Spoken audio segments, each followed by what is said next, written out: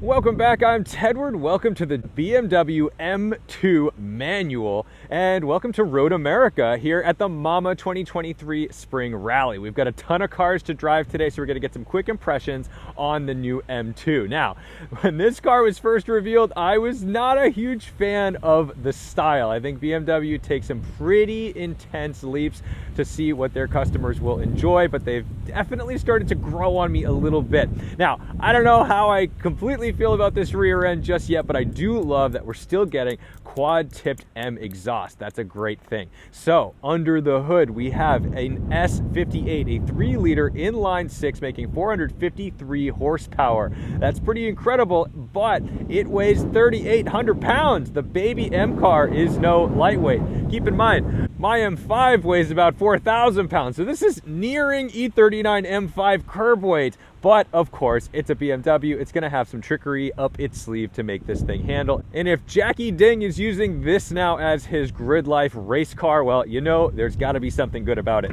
Door handles, real door handles, guys. I love that. We have this beautiful kind of caramel interior and room for a couple folks in the rear. Lovely stuff. And a nice ski pass-through, very easy to get in and out of with that. The M2 is designed to be a very practical car to fit into your life and be a fun, enthusiastic driver. Loads of space back here. Of course, those seats fold down. Under the hood, there's our S58, beautiful power. We love this engine. It sounds fantastic. It delivers power beautifully. And I love the Heritage BMW badge here. So anyway, that's enough about that. Let's get out and drive it because that's the point of this car. It's a driver's car. Oh, I love that we've still got the M-style mirrors that didn't go away. Now, BMW is not shy about putting their M colors on everything. Of course, we've got it stitched into the steering wheel, but now we've got it on the door, on the seat belts. They will make no concessions on letting you know that it is an M. But let's put this large key down on the ground. Start it up. Wow, that jumps to life very quickly. Kind of impressed by how rev happy this engine is, and we have a proper 6-speed manual, which I'm quite excited about. What I like about this car is just some level of simplicity. It's not crazy. We're not dealing with the 760i, which is like it's like hard to even put a window down in that car. We've got some normal buttons here. It should be pretty simple. But we can change some things, so we can put our setup, we can put our engine in sport mode, we can put our chassis in sport mode, our braking in sport mode, and you can even change your M traction levels, which is pretty darn cool because it allows you to set on a scale how much intervention you want from the traction control. Now, sometimes when I get into modern manual cars, they really frustrate me. They don't feel like the way I want them to feel.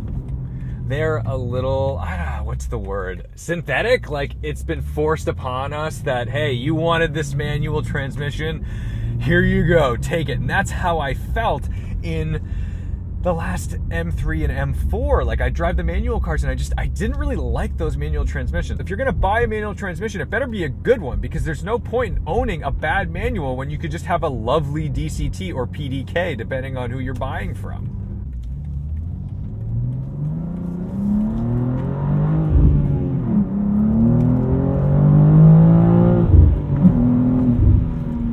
So it may have a 3,800 pound curb weight, but my goodness, this is a joy to drive. Now, one little complaint. I think this center console thing, this is like a little high for this like short little shifter, but it's not terrible. I can get around it. It's all right. Wow, this thing feels outrageous.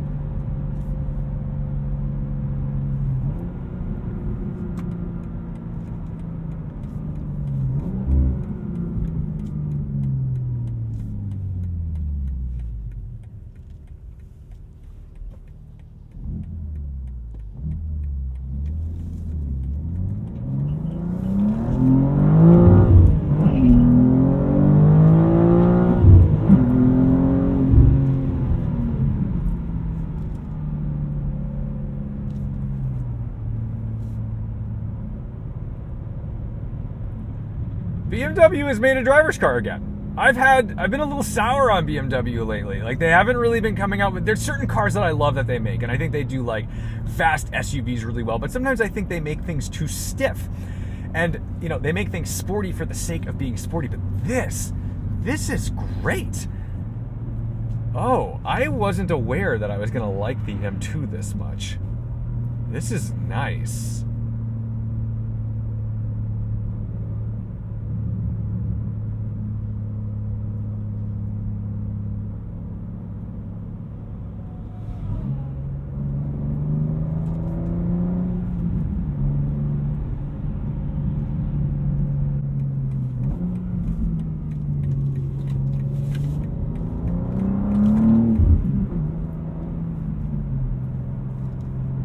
Lane keep assist, kind of annoying. I don't like that. First thing I would turn off on this car. Okay, steering.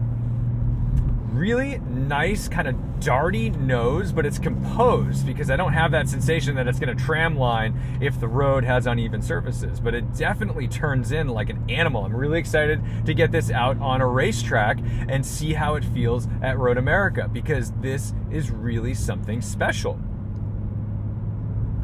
The traction control is pretty incredible because it's limiting me and keeping me from, you know, slipping and being wild, but it's also allowing me to party a little bit and have a good time.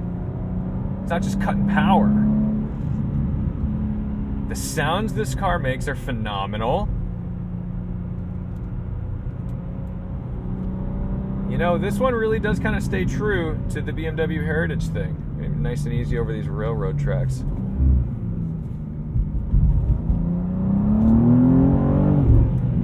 Feeling the tail get a little loose, trying to put the power down. This thing is grunty.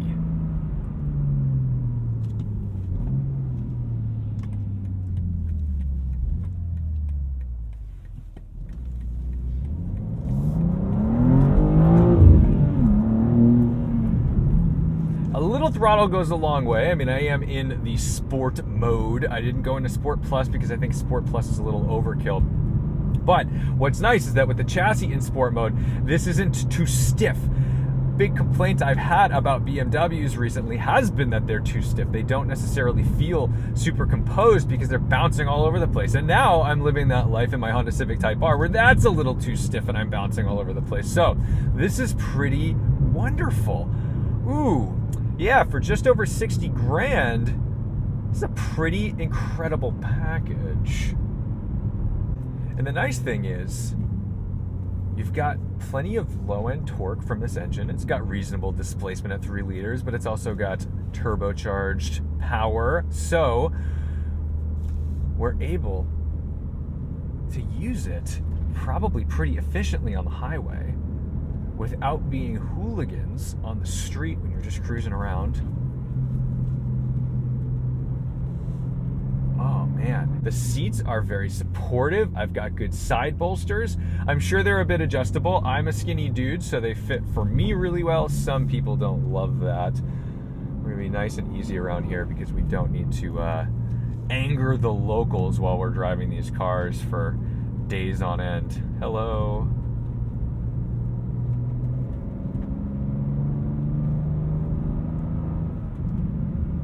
This is a really cohesive, intuitive package.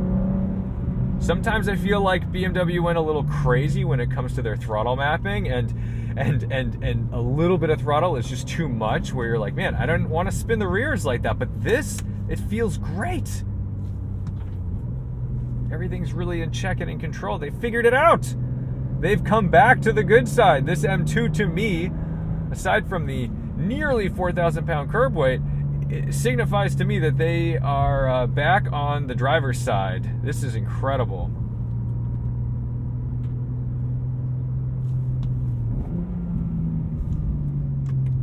And I think I can comfortably recommend the manual transmission in this car.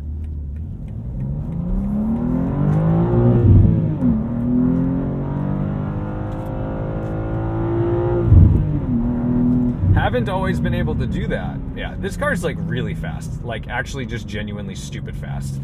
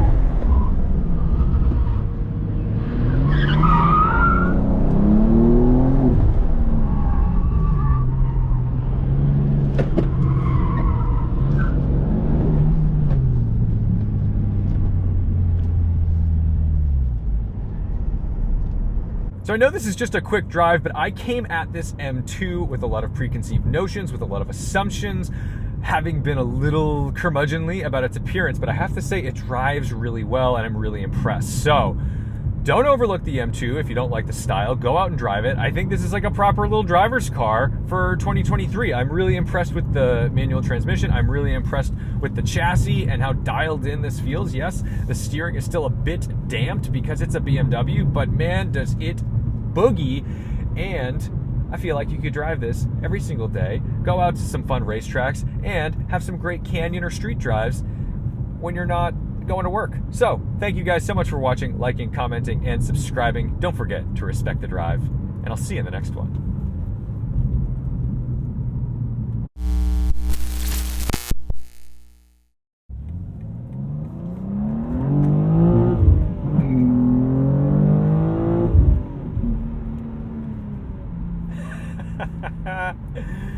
Yeah, it's quick. It's quick. It wants to go.